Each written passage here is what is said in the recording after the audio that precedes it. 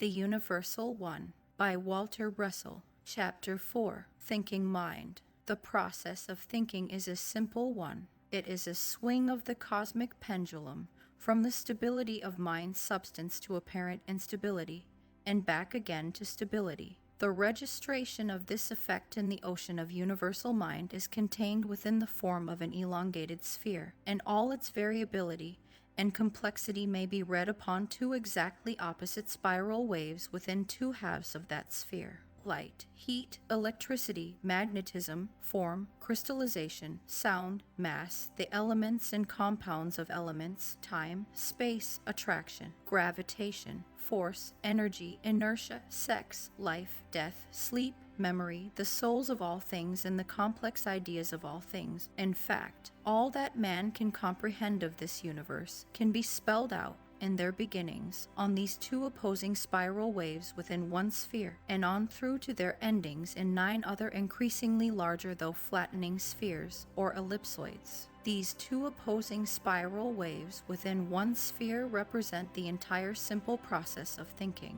but not the entire variability of the effect of thinking. They represent the beginning, or highest octave in the cycle of thinking, of which there are 10. The simple process of thinking is repeated exactly in the 10 octaves, but with periodic variability and complexity of registered effect. All variability and complexity of registered effect is orderly in variation and complication, and thus are all effects comprehensible to that man who has knowledge of the cause of those effects. Everywhere, throughout its entirety, the mind substance is in constant agitation, undergoing the orderly process of thinking. The force called thinking, which impels mind into concentration and dissentration in sequence, is the only energy of the universe. There is no other energy. The universe is mind only. The universal constant of energy registers in the substance of mind the illusions caused by the thinking of mind. Every microscopic point in divine mind becomes the center of the universe of mind, with its first impulse of the act of thinking, for with this first impulse is form born into a universe which is without form. From that center the explosive reactive, general-radiative, electromagnetic disturbance which constitutes the process of thinking reproduces itself throughout the entirety of the universe at incomprehensible speed in waves of creating light units, which waves return again to that exact center. Thinking is an action followed by a reaction of that action. The action of thinking constitutes a series of events in sequence. The intervals between events and sequence constitute that effect of motion called time. Without a sequence of events, time could not be, for there would be nothing to mark time. Time begins with the action of thinking. It is an effect which appears with motion and opposition, and disappears into motion and inertia. The events in sequence which give birth to that appearance called time are the opposing pulsations of generative and radiative light. These opposing pulsations give dimension and form to that which man calls life. To man there is no life without form. Form and dimension are fleeting. Life is eternal. Life is merely the action of thinking, and thinking is as eternal as the thinking substance of mind is eternal. Universal thinking is rhythmic thinking.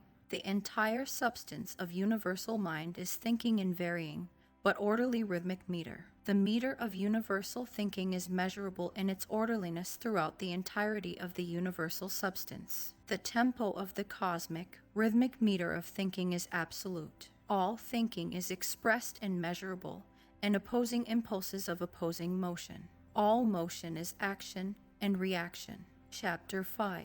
The process of thinking. The action impulse and the reaction impulse of the thinking process are alternating between the apparent opposites known as generation and radiation. Generation and radiation are opposites which constitute the appearance of motion and opposition. Generation is the attractive, gravitative, positive, electric force, and radiation is the repulsive, emanative, negative, magnetic force. All motion, whether in opposition or in inertia, is in equilibrium.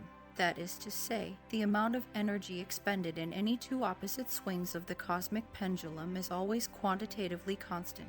The apparent variation is in the dimension of the two opposing swings and is not of the constant of energy. The amount of generative and radiative energies expended in the two opposing oscillations, anywhere in the entire 10 octaves, when added together, total the same in the amount of energy expended.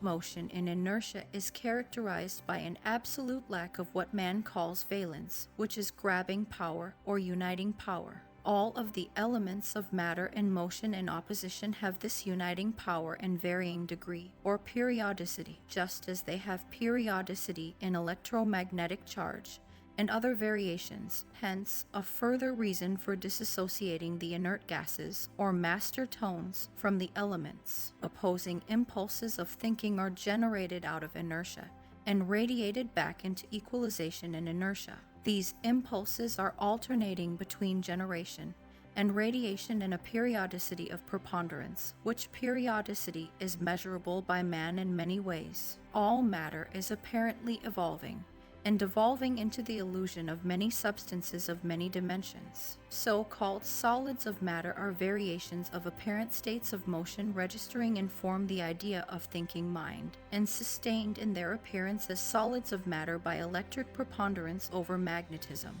The electric nature of matter and its progressive periodicity and variation of electromagnetic charge, rotation of its light units, and other periodicities will be written down with more exactness when the process of thinking is more explicitly written down and charted. Suffice it here to say that thinking is the electro-generative action and magneto-radiative reaction of mind. Thinking is a simple process of very complex effects, the sequence of which will be written in its proper place. The electromagnetic opposition of mind, as expressed in the process of thinking, is the source of all of the energy of the universe. Thinking, then, is a process of generation of motion and variable opposition out of a state of maximum motion and non-variable inertia, and of radiation back again into that state. The inertial line is that hypothetical line of absolute non-opposition between the oscillations of the two opposing forces of motion. At the inertial line, the two opposing forces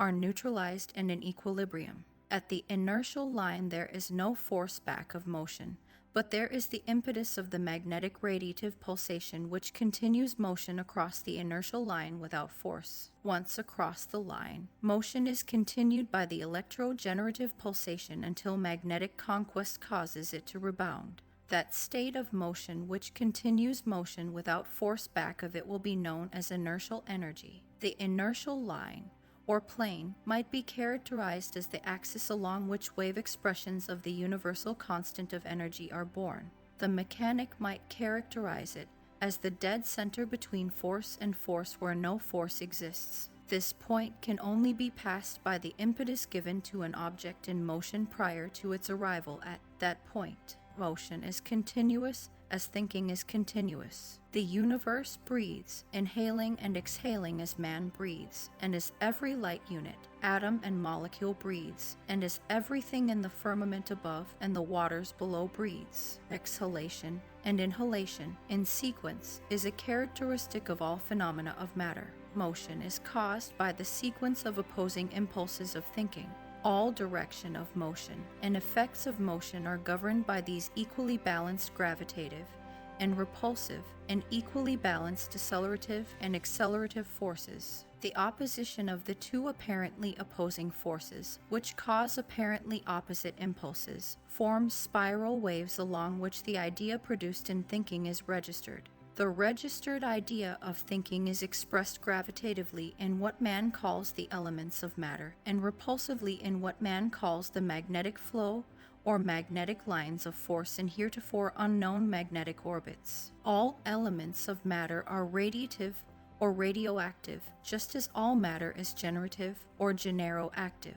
Electrically generating elements and magnetically radiating lines of force are the same force exerted in apparently opposite directions. The former is centripetal, and its direction is toward the nucleal center of a closing spiral. The latter is centrifugal, and its direction is away from the center toward the opening spiral. Their difference is but a rising or lowering of potential. One always becomes the other. Each is the cause of the other. Radioactivity is a lowering of potential into 5 higher octaves of elements of greater speed but lesser power. Generoactivity is the increasing of potential into lower octaves of greater power and lesser speed. Generoactivity builds the elements. Radioactivity tears them apart. The elements are composed of apparently separate particles in motion which shall henceforth be called light units or corpuscles. The spiral generoradiative waves are the medium of reproduction of idea throughout the entirety of the universe. All idea of mind produced by thinking is reproduced throughout the entirety of the universe of mind in measurable waves of electromagnetic opposition. These apparently opposing generoradiative waves constitute the creating and decreating universe of integrating and disintegrating elements of potential energy which man calls the created physical universe. Man has measured the speed at which the energy of light appears to travel along waves as 186,400 miles per second.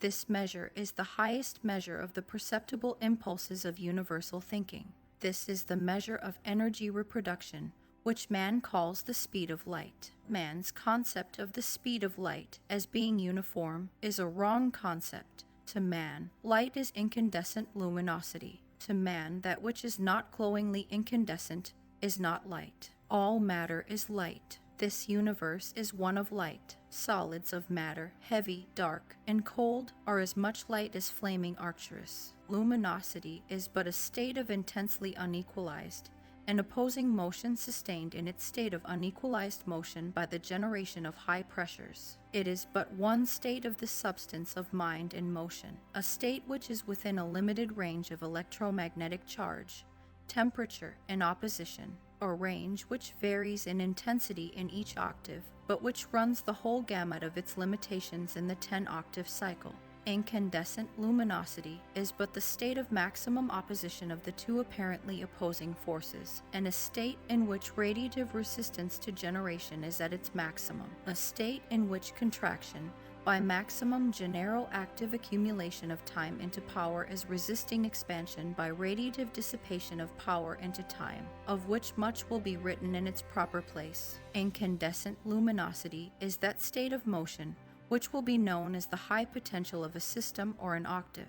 It is the meeting place of centripetal and centrifugal forces of preponderantly male and preponderantly female of maximum electromagnetic opposition, and it is the state of maximum registration of heat. It is the turning point where the power of electricity to generate mind substance into the appearance of form yields to the power of magnetism to radiate it back into the disappearance of form. Man's speed of light is the speed at which that state of motion and opposition, known as incandescent luminosity, appears to travel through those high octaves of integrating matter which man calls empty space, or the ether of space. This measure of light is but the high measure of a great range of apparent speeds. All of the elements of matter in all states of motion are but orderly and periodic variations of the one substance, light. As there are innumerable states of motion of the substance of light, so also are there innumerable so-called speeds of light.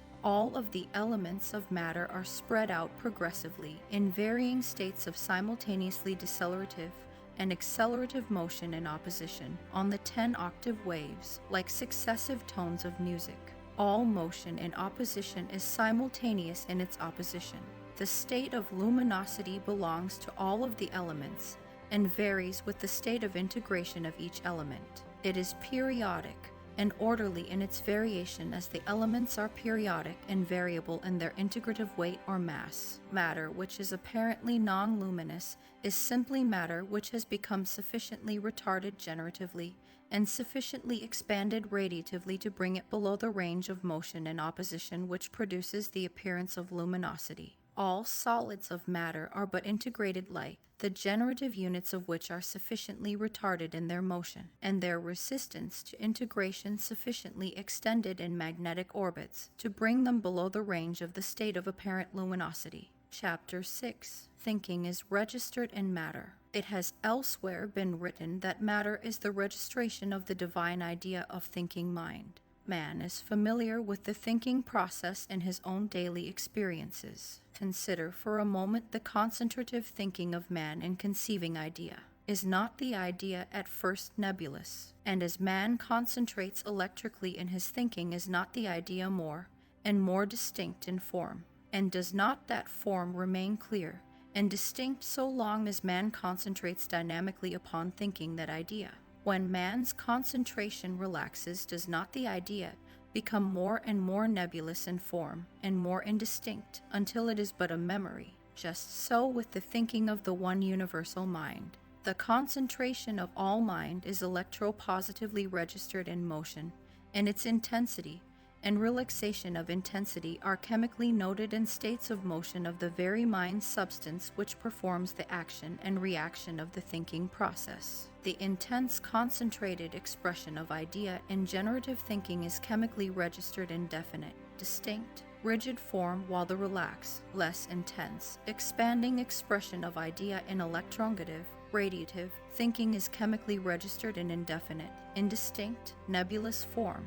If the universal mind is without form within itself, if its light units and mass are but appearances of form due to motion and not to substance, so also is mind in its entirety without form or shape or size. The universe of mind is neither bounded nor boundless, for it has no extension or continuation. Apparent separability is a necessary quality in creating the illusion of a universe of extension or continuation. The one substance of divine mind is non-separable, non-extendable, and non-continuous. The apparent parts of mind have an apparent relationship to one another, as the appearance of separability of the mind's substance is but an effect of motion, that also is the appearance of relationship of one apparent part to another but an illusion due to motion. Relationship of matter is but an appearance, and has no existence, and that which man calls relativity is but an illusion, just as that which man calls perspective is but an illusion. Relativity is the science of an illusion in 4 dimensions, as perspective is in 3. God is light. Light, as man knows light, is but an unstable simulation of the real light of the universal one. Man's concept of light is luminosity, an illusion of the universal light of inertia, sustained in its appearance as an illusion of light by the pressures generated through motion. The inner mind of ecstatic man knows the real light, and that he is one with light. He is not deceived by its illusion.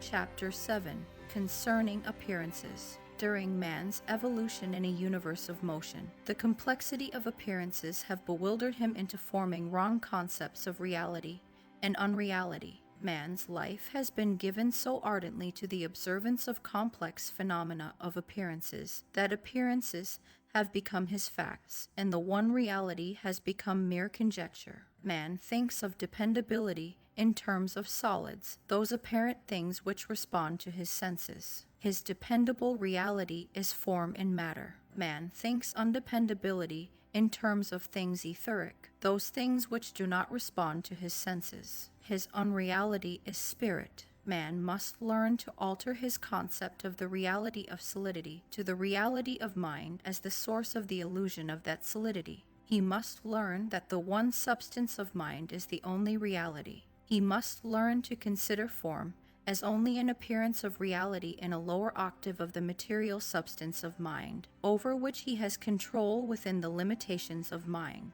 He must learn to consider matter as the substance of mind, and form and matter as but the registration of his thinking. He must learn that he is mind, and that mind is omnipresent, omniscient, and omnipotent. Until man learns that he is mind, he will be the slave of the illusions of mind, instead of which he may be their master and a creator of these illusions. Man's universe is a universe of motion. Man's body is an aggregate of particles in motion.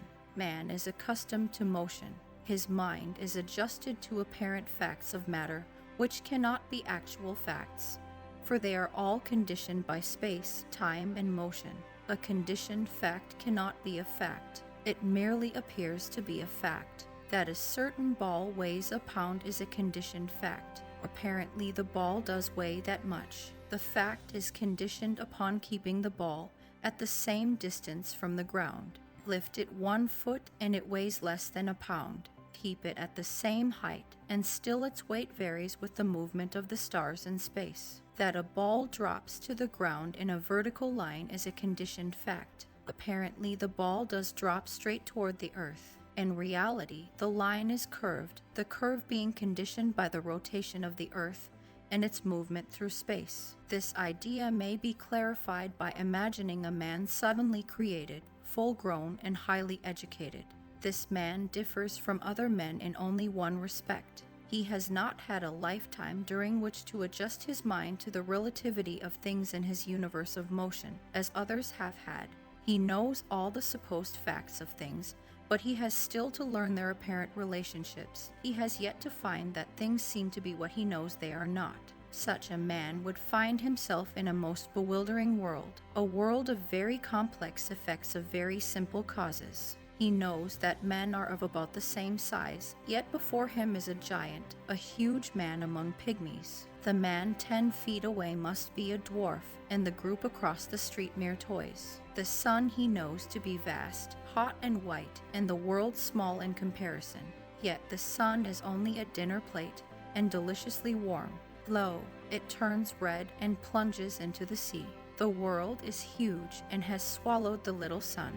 He knows the world is round, but here it is before him flat. A speck appears upon the horizon. It can be nothing. In an hour it is a little boat like those in the children's pond, to be carried home on the end of a string. Yet there are 1,000 tons in that toy, and 50 men curse up wind as they reef their sails with the brine of the wind in their eyes, and the howl of the wind in their ears. The moon rushes out from behind the hill, and runs as he runs, and stops as he stops. Just a little moon it is, with toy mountains. It runs away, and hides behind some chimney pots. That mountain is blue, and this one green. That one is flat like a stage drop scene. This one has fields with gray stone walls, and roads with many trees. That is a very little mountain, for lo, the ox on the ridge has blotted it out. It is gone. No, here it is back again, and the ox has gone. Where did the mountain go? How did it come back? And where has the ox gone? The road on the opposite hill stands on its end, but it lowers itself as he goes down the road on his hill, and the opposite hill itself flattens. It squats down behind the trees on his road. Or do the trees rise up and grow gigantic as he moves? The iron rails, spreading wide at his feet, meet in a point out there. A railroad train grows from a speck to a match to a box and thunders past, a ponderous thing, shaking the earth in its fearsome passing. What magician has wrought this miracle? This new-made man knows of the majesty of 10 billion suns which blaze in the firmament of night. Their hot fire pits swirl in 100,000-mile pools of swirling. Where is the glory of these fearsome orbs? Their ardent fires are twinkling candles snuffed out by breathing of soft-blown winds. The Milky Way is but a mist blown across the darkness of night. For such a man, time only could adjust his mind to the relativity of appearances and the conditions of facts. Ah, wheel! The universe of man is but a kaleidoscope turning, ever turning, and complexing with its turning.